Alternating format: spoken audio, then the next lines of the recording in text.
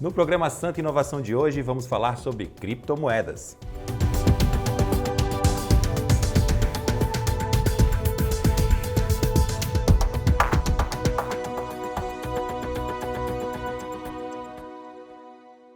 Primeiro vieram os bitcoins, depois outras criptomoedas. Atualmente já são mais de 6 mil tipos diferentes, né? E sobre esse universo novo, financeiro, a gente vai conversar hoje com o professor que veio de Araranguá. Ele é o Martim Vigil, do Departamento de Engenharia de Computação da UFSC. Seja muito bem-vindo. Olá, Felipe. Obrigado pelo convite. É isso, nós que agradecemos. E também recebemos aqui o CEO e fundador da Bancrip, Elvis Lopes, aqui de Florianópolis. Obrigado, Felipe, pelo convite. É uma honra estar aqui. É um assunto bem interessante que a gente conhece pouco, muita gente que nos assiste também conhece pouco desse mercado de criptomoedas, já se ouviu falar muito em Bitcoin, e é isso que a gente vai conversar hoje, começando pelo professor. Professor, como é que tudo começou, como é que nasceu, cresceu, e se é algo natural, assim como uma sucessão dos cartões bancários, de contas digitais, ou não?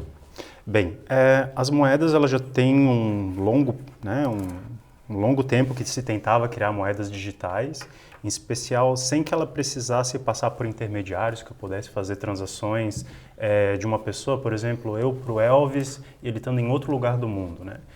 Mas foi em 2008 que se conseguiu, né, criar o primeiro protótipo dessas moedas, que foi o Bitcoin, que surgiu em especial como uma vontade de não ter bancos, né? Era uma moeda que não fosse controlada por bancos. Então, surgiu por volta de 2008, em 2017 ela explodiu, ficou famoso o valor, né, do preço comparando o Bitcoin com o dólar foi super alto, né? E depois começaram a surgir outras moedas. Mas a motivação foi essa, assim, que as moedas não fossem controladas por um governo, por um banco, e que as pessoas fossem livres, né, para trocar essas moedas sem ter intermediários. Hoje ainda é muito embrionário, né, professor? A gente tem muito a crescer nesse mercado ainda, mas podemos dizer sim que é uma tendência futura? Eu acredito que sim, e a gente tem visto outras, vamos dizer assim, outras versões de criptomoeda, em especial bancos criando suas próprias criptomoedas, moedas assim que podem ser, vamos dizer a palavra, trocadas por ouro ou trocadas por dólar, por euro. Então, a gente tem visto, além do Bitcoin, novas moedas que têm diferentes propostas. Agora, talvez criptomoedas sendo utilizadas diretamente por governos, por bancos. Então, há uma infinidade de possibilidades e provavelmente vão, claro, substituir os pagamentos digitais com cartões. Convencionais, né? Convencionais. Elvis, você que representa um banco em criptomoedas aqui, né, de Florianópolis, catarinense, quanto que você enxerga hoje o movimento financeiro dessa moeda digital nacionalmente? Em Santa Catarina, não sei se tem algum dado, algum levantamento, e globalmente? É um mercado muito novo ainda, né? Um setor muito novo. É um assunto, querendo ou não, que até então era muito técnico, agora que está sendo mais simples de entender, mais fácil de compreender. E o mercado também ele ainda não tem dados tão concretos. Hoje os dados que são levantados são de empresas que movimentam, né? Então não tem pesquisas tão relevantes que nos ajudem. Mas se a gente falar somente de Bitcoin e esquecendo os outros 6 mil ativos criptativos que existem, no mundo hoje o cap dele é um pouco mais de 800 bilhões de reais. No Brasil, acho que a gente negocia aí no mínimo um pouco mais de 8 bilhões por ano, né? Isso daí formalmente, digamos assim, com essas pesquisas, com essas empresas que fornecem um pouco mais de informação. Então, assim, em Santa Catarina já é um pouco mais complicado justamente por não ter tanto dado técnico. Nós, estando, né, como a Bancrip está aqui em Santa Catarina, em Florianópolis, a gente tem um índice que ainda não é tão alto justamente pela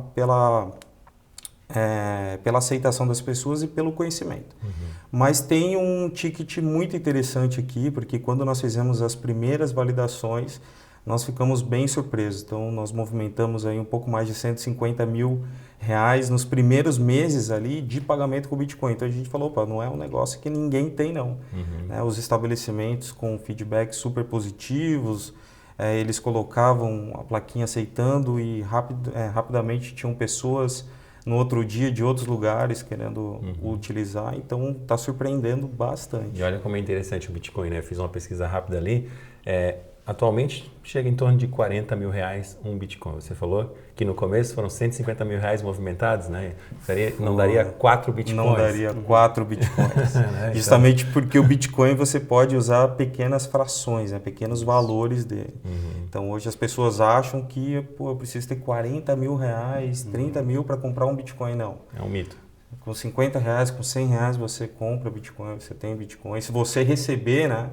Porque não é só comprar também. Se alguém te pagar em Bitcoin 50 reais, você pode hoje trocar por 50 reais e ter na sua conta bancária, ou ter o dinheiro na mão. O movimento precisa de um banco especializado em criptomoeda para fazer essa troca, ou os bancos convencionais já estão preparados para isso? Não. O mercado convencional em si não está preparado. Tem esses projetos de regulamentações ainda, mas já é um ano que grandes empresas, como o professor citou, já estão olhando as suas próprias criptos, tentando dar suporte, mas atualmente você precisa ou encontrar alguém, né, que a gente chama de peer-to-peer, uma troca entre pessoa e pessoa. Então, por exemplo, o professor tem Bitcoin, eu tenho dinheiro, eu troco com ele, ou numa corretora, que já é um ambiente mais técnico, né, para quem negocia, ou através de um criptobanco, de uma conta digital que você baixa um aplicativo, vai lá e compra. Professor, aproveitar o conhecimento do senhor, lá da Universidade Federal de Araranguá, né? Trabalha com esse tema, né, exaustivamente lá também, para a gente já tentar numa resposta trazer 2 assuntos. Onde que surgiu a criptomoeda, o Bitcoin, se foi realmente lá na China, se é o país que mais movimenta, né? E a gente tentar explicar em termos mais coloquiais, assim, né, para que todos entendam os blockchains. Certo. A gente não sabe onde surgiu e a gente não sabe quem que propôs, né? Existe apenas um codinome dessa pessoa que lançou a ideia e que foi implementada e hoje, né, é o que a gente tem, o Bitcoin. Que é Qual que é o codinome? O codinome é Satoshi Nakamoto. É um nome japonês, mas ninguém sabe ainda quem é essa pessoa, se é uma organização. Mas foi colocado através de um artigo científico a ideia, né, bem próximo da crise de 2008, né, na crise mundial, e surgiu a primeira ideia de utilizar blockchain. O que é um blockchain? A gente pode pensar que é a infraestrutura para eu poder transacionar, poder fazer pagamentos de criptomoedas de maneira segura e sem intermediários. Então a gente pode pensar que o blockchain é como se fosse a estrada e as moedas, as criptomoedas, o Bitcoin e essas outras, são os carros que podem trafegar nessa infraestrutura. E essa infraestrutura foi pensada, né, utilizando diferentes áreas da ciência, entre elas criptografia, para poder fazer assinaturas digitais e garantir que toda essa contabilidade, eu preciso saber se eu tenho uma moeda, se ele tem para poder fazer uma transação, que esse histórico não seja manipulado. Então a gente usa a criptografia, a gente usa também outras áreas da ciência que juntas formam um blockchain, que é essa infraestrutura. E é interessante dizer que não existe um blockchain apenas, existem vários. Geralmente cada moeda tem o seu, né? Mas eles podem coexistir. Por exemplo, tem algumas moedas que coexistem no mesmo blockchain e elas podem ser utilizadas até para criar outras aplicações que podem, né, tem capacidade de revolucionar o que a gente tem hoje em questões de cartórios, de governo eletrônico e tudo mais. Para quem nos assiste conseguir visualizar um blockchain, é um hardware, é um software, precisa de um equipamento? Tá, ele na verdade é um software, né? Ele precisa de um equipamento para ser executado, para estar como um programa de computador que eu instalo no meu... na verdade, ele é uma base de dados, né, onde estão ali guardadas todas as transações, todo o histórico desde o início até agora, e ele fica armazenado no computador de voluntários que querem participar. Esse é mais no caso do Bitcoin. É código aberto. Ele é código aberto, eu posso ir lá e ver, eu posso ver todas as transações, ou seja, pode ser que não exista um sigilo das minhas transações, está tudo lá. Mas a gente pode pensar que é uma base de dados onde guarda ali todas as transações que já ocorreram. Tecnicamente se chama de livro-razão da contabilidade, onde a gente tem todas as transações que ocorreram num dia, o que uma conta recebeu, o que outra conta... Entrou ali não sai mais. Entrou ali, fica guardado para sempre em diversas cópias, em diversos computadores ao redor do mundo. Não tem mais como apagar. Legal. Elvis, esse mercado ele inclui então, para a gente exemplificar, a compra de produtos, serviços, investimentos também? Sim, atualmente é muito bem colocado pelo professor que Existem já tipos de criptomoedas, ou também chamado de criptoativos, né, que já são até lastreados em outros ativos. Então, recentemente teve um banco brasileiro que criou o primeiro fundo o fundo imobiliário tokenizado, que nós chamamos. Então, a cada moedinha emitida, ele representava X% de um fundo.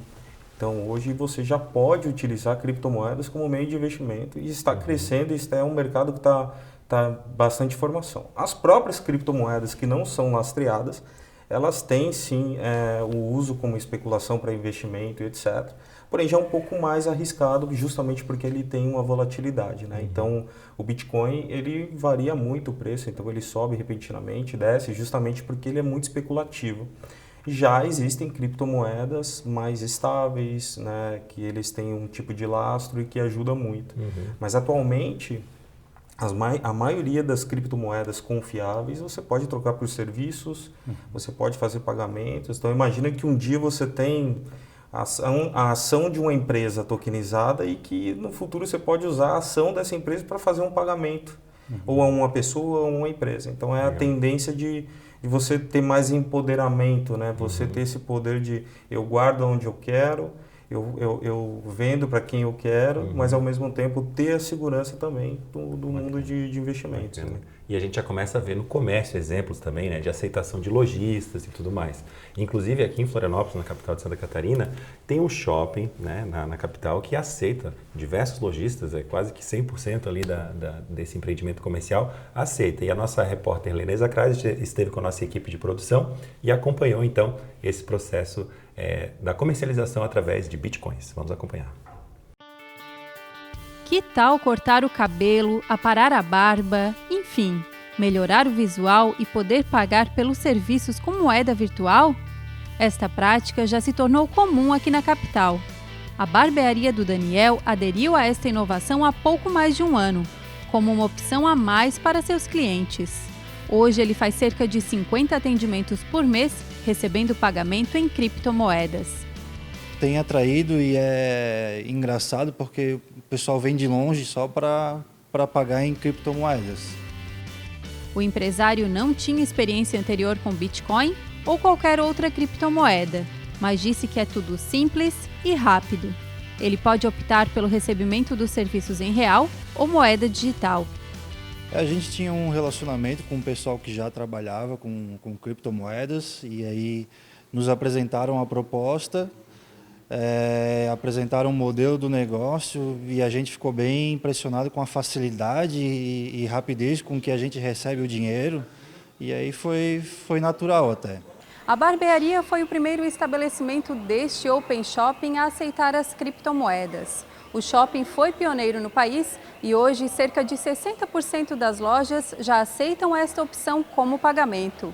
Em pouco mais de um ano foi movimentado o equivalente a cerca de R$50 mil no pagamento com moedas digitais em produtos e serviços. Nesta churrascaria, a possibilidade de efetivar o pagamento utilizando as criptomoedas atraiu mais clientes e, segundo a gerente, trouxe resultados positivos. Teve uma procura grande, né? O pessoal vem de fora, vem de outros estados, de outros países, em direção ao multi, porque sabe que aqui a gente aceita bitcoins. A gente passou por outra casa também, lá para a SC, então teve uma melhoria, né? A gente estava conversando ali em torno de 5%. E é bom ter mais uma opção para o cliente ter uma opção de pagamento. Uma das formas de pagamento é por meio da maquininha, bem semelhante àquela usada com cartão bancário.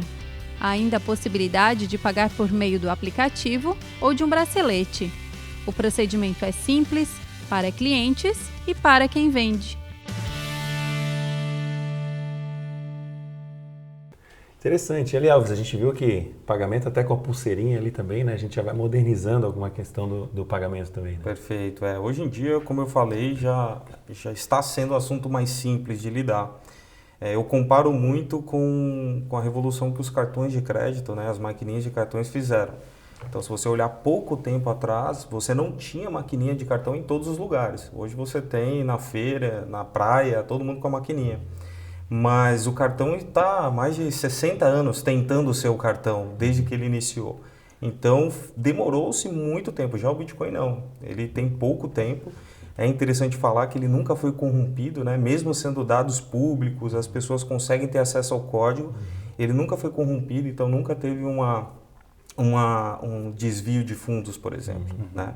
Mas a tendência é que cada vez mais ele tenha a adoção justamente porque as pessoas têm mais poder sobre o dinheiro, né? Então, eu comparo muito ao cartão de crédito que hoje tem em todo lugar. Então, talvez no futuro, quem não aceitar um Bitcoin ou uma outra moeda, pode ser que perca a venda, né? Como perde hoje se não tiver a maquininha do cartão. Interessante. A gente vai dar uma pausa, Elvis e professor. A gente vai continuar com esse papo de criptomoedas, bitcoins, de blockchain. Então a gente pede que você não saia daí, a gente volta já com o programa Santa Inovação.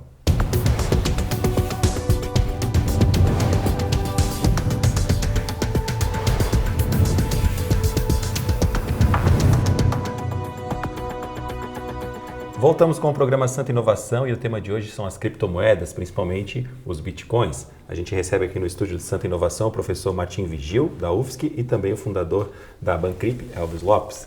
Professor, a gente deixou um assunto aqui para o outro bloco, mas que ficou pingando ali numa das suas respostas do bloco anterior, é que por ser um código aberto, qualquer um pode criar sua moeda. E ficou aquela dúvida. Por exemplo, eu criei minha moeda, o Elvis criou a moeda dele. Como é que o professor vai escolher entre a minha moeda e a moeda dele? O que diferencia? Interessante, né? Uma boa pergunta e eu não tenho todas as respostas, né, para ela, mas é a confiança das pessoas que vai definir, né? Ele só existe o valor, as pessoas vão começar a usar sua moeda se elas acreditarem que tem valor. Eu acredito que alguém vai depois aceitar minha moeda como forma de pagamento. Então, tem essa parte psicológica do valor e tem também, claro, né, uma série de regras e de tecnologias que, se forem adotadas e tiverem as características, por exemplo, privacidade, que as pessoas não conseguirem saber com quem que eu estou transacionando, que no mundo do blockchain é tudo aberto, né? Está tudo na rede, eu posso ver com quem eu transacionei e fiz pagamentos. Então, ter privacidade, ter segurança, que as minhas moedas não vão ser gastas sem a minha autorização. Então, tem essas regras, né, essas tecnologias que a moeda tem que ter, mas em especial é a adoção. Por exemplo, hoje o Bitcoin ele é o mais utilizado, mas ele não é o melhor. Tem tecnologia mais avançada do que ele. E do próprio Bitcoin surgiram outras moedas que foram melhoradas também. Né? As moedas, o código do Bitcoin, né, o software que mantém o Bitcoin, você pode baixar e adaptar e fazer uma. Né? Então, é como quem desenvolve esse software está lá fazendo, se as pessoas não gostam, elas podem pegar, fazer uma cópia daquele software e criar uma nova moeda. Surgiu diferentes moedas, por exemplo, o Bitcoin Cash, o Bitcoin Gold, eu acho. Bitcoin Gold. Então, mais de 2 ou 3 moedas surgiram, são filhas diretas do Bitcoin. O Bitcoin, né? Litecoin também. Bacana. Elvis, agora a gente fala, conversa de escritório, intervalo de trabalho. Muita gente acha que teve pessoas que enriqueceram comprando bitcoins no passado, algumas que entram com essa ambição. Como é que funciona essa questão de lucro, perda? É meio que parecido com ações ou não? É bem parecido, né? Até porque a diferença é que a ação está vinculada a uma instituição, uma empresa, e depende daquela empresa dar certo ou não e N fatores. Já a criptomoeda não, ela depende mais da confiança e da aceitação das pessoas. Então, o Bitcoin é o caso mais popular, digamos assim, porque saiu de nada para hoje, 2020, já na média de $10.200. Então, ele é um assunto muito popular em pequenos nichos de pessoa, mas ele tem essa diferença. Então, é bom ressaltar que ele tem o seu risco, porque tem uma volatilidade e ele é altamente especulado no mundo inteiro.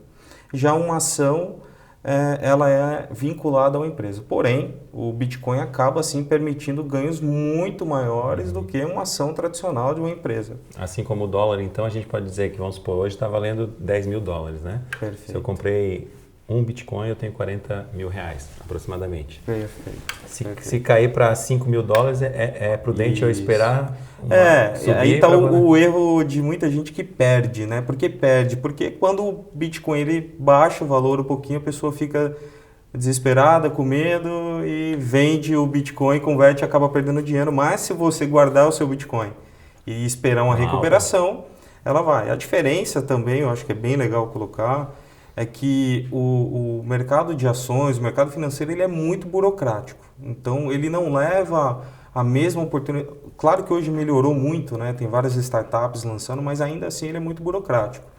Então, você precisa de ter uma ficha gigantesca, você precisa ter um conhecimento maior, até para você entender do mercado de gestão, para poder talvez investir numa empresa que você acredita. Já a criptomoeda não.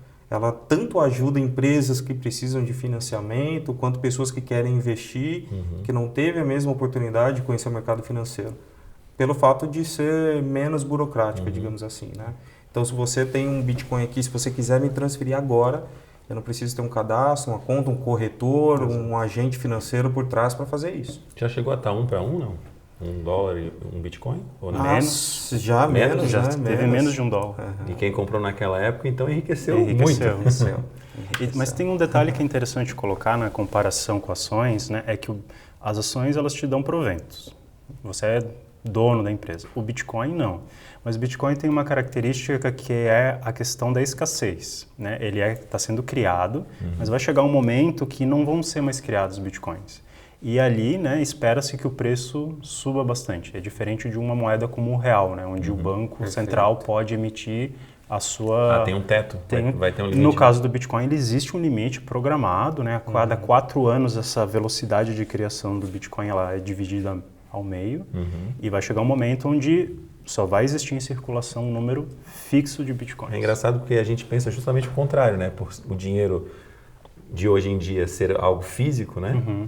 A gente acha que teria uma escassez maior, né? E algo eletrônico, digital, que não teria limite, tem esse limite. Mas, na verdade, a maior parte do valor em real, em moedas fiduciárias que a gente utiliza, é eletrônica, né? E ela não tem também lastro. Há muitos anos o dólar, desde 1970, o dólar não tem mais um lastro que é o ouro.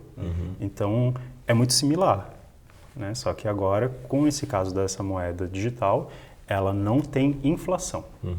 Ela não vai perder valor pela quantidade que vai ser injetada para ser negociada. A gente fala muito em Bitcoin aqui agora para você que nos assiste.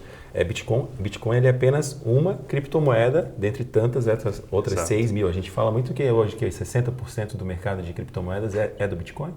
Com certeza. Um pouco mais até, né? Eu acho que até um pouco mais. E agora o Facebook também está se metendo nessa questão de criptomoeda aí, a tal da Libra. O que o Mark Zuckerberg está inventando dessa vez? Recentemente eles anunciaram o desenvolvimento de uma criptomoeda, agora para 2020, no lançamento de 2020. Só que é uma criptomoeda que vem passando por bastante turbulência, né? Mas para nós que somos do mercado, teve um ponto muito positivo, que é você ter uma grande instituição, muito popular, hoje todo mundo tem um Facebook, e saber que uma empresa dessa tem interesse em entrar dentro do mercado de criptomoeda. Isso ajuda a popularizar, fazer as pessoas entenderem. Tem o mesmo movimento agora dos pagamentos com o QR Code, né, que agora no Brasil está começando a ser mais popular.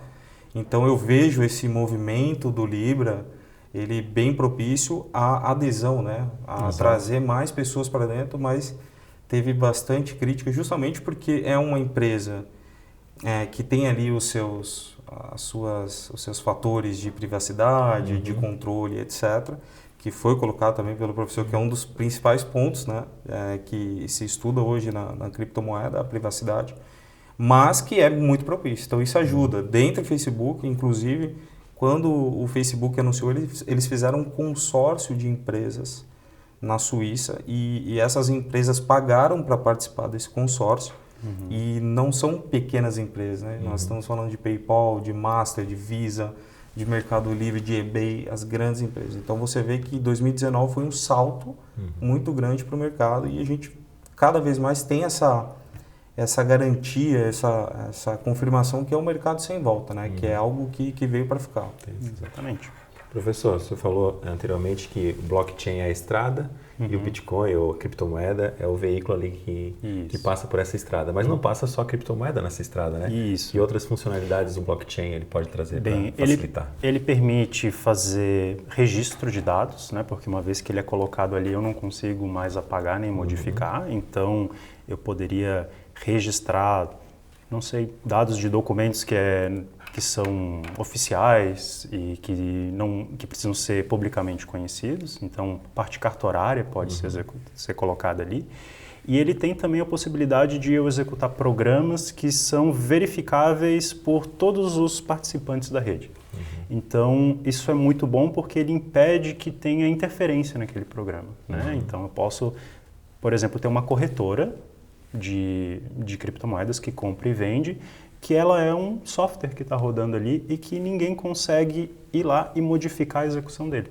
Porque a execução dele é confirmada por uma multidão de participantes que garante que aquele software funciona corretamente. Então, ele dá um passo a mais na segurança de sistemas computacionais. Por isso que diz que é em cadeia mesmo, né? Porque... Isso.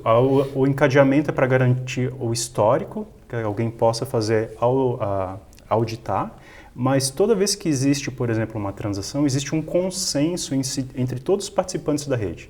Então, de acordo que a maioria seja honesta, o sistema sempre está em consenso. E até é interessante colocar que todas essas tecnologias existiam muito antes de 2008, quando o Bitcoin foi criado. Mas juntar elas e combinar elas que foi o pulo do gato. Bacana. Vamos falar sobre legislação agora, Elvis. Você representa um banco aqui de Florianópolis, né? Um banco de criptomoedas, que é algo inovador, mas que é algo que ainda não é regulamentado, né? A gente tem ali no mercado tradicional financeiro o Banco Central, a figura do Banco Central, né? Que legisla ali, né? Como é que funciona na questão das criptomoedas? Criptomoeda é um fator interessante porque ela não é ilegal no Brasil, ela é legal, só que não é regulamentada, né? Então não tem uma regulamentação tanto para as moedas quanto para as empresas. É muito importante dizer que no Brasil já temos um passo muito importante, né? Que nós temos um projeto de regulamentação sendo discutido, onde está em pauta a regulamentação das criptomoedas pelo Banco Central, mas é um projeto que ainda está em entendimento, em discussão. E a Receita Federal ela já tem uma instrução normativa para pessoas e para empresas que detêm a criptomoeda. Então, se hoje você tem criptomoeda, a Receita Federal ela te obriga a fazer a declaração. Então, você precisa declarar que você tem criptomoeda. Então, foi mais um passo importante justamente na questão de confiança, de seriedade, ter esse movimento. Né? Claro que também foi muito discutido positivo e negativamente, justamente pela privacidade, etc. Mas tem esse avanço no Brasil sim, mas é 100% legal hoje. Já que a gente está nesse tema de segurança, a gente já está quase encerrando o programa, mas professor, a gente gostaria de saber, a gente ouviu algumas reportagens recentemente falando aí de pirâmides, de golpes em criptomoedas, como evitar não entrar nessa furada aí? Bem, é difícil, né, porque chama muita atenção, mas eu acho que deveria olhar qual que é a ideia que tem por trás, né? A moeda em si ela é segura, eu posso fazer pagamentos. O problema está nesses ganhos exorbitantes, né? Onde tem um modelo de negócio onde ele não é só pagamento, ele é uma forma de investimento. Então, se você coloca um valor e eles vão te devolver um valor a mais, acrescido, bem, tem ali toda uma lógica de investimentos que precisa ser analisada, né? Então, teve uma empresa grande recentemente que a CVM estava auditando e acho que a operação no Brasil foi bloqueada. Então, eu buscaria na CVM, né, que é a Comissão de Valores Imobiliários, se aquela plataforma de investimento está aceita e se não é uma pirâmide. Né? Uma forma de tentar minimizar esse risco. Eu vou até usar, existe um comentarista de investimentos que sempre fala, coisa boa não me procura. Então, se os ganhos são exorbitantes, é bom tomar cuidado para não virar um faraó nessa história. Né? Em 30 segundos, pouco menos de um minuto agora, Elvis, as suas considerações finais sobre o tema criptomoedas. Olha, tem que se informar, tem que ficar por dentro, que é o caminho sem volta e ficar muito atento. Justamente comprar Bitcoin, comprar criptomoeda vale a pena. Só tem que ficar bastante atento aí a essas oportunidades. Então, garantir algum tipo de ganho fixo, rentável, desconfie, mas vá sim, procure, invista em criptomoeda, porque que é o futuro, com certeza. Professor? Eu acho que é uma tecnologia revolucionária, que chama disruptiva, e que ela vai além das moedas. Então a gente vai ver, eu acredito que vai ser utilizado essa tecnologia para resolver problemas do dia a dia, por exemplo, pode até ser útil para evitar problemas de corrupção, melhorar a eficiência e reduzir burocracia, governo eletrônico. Então, o blockchain em si, eu acredito que vem para ser uma grande inovação. Ok. Agradecendo então ao professor Martim Vigil e também Elvis Lopes, que abrilhantaram hoje o programa Santa Inovação, falando sobre criptomoedas, e a você também que nos acompanha aqui pela TV Aula. Até o próximo Santa Inovação.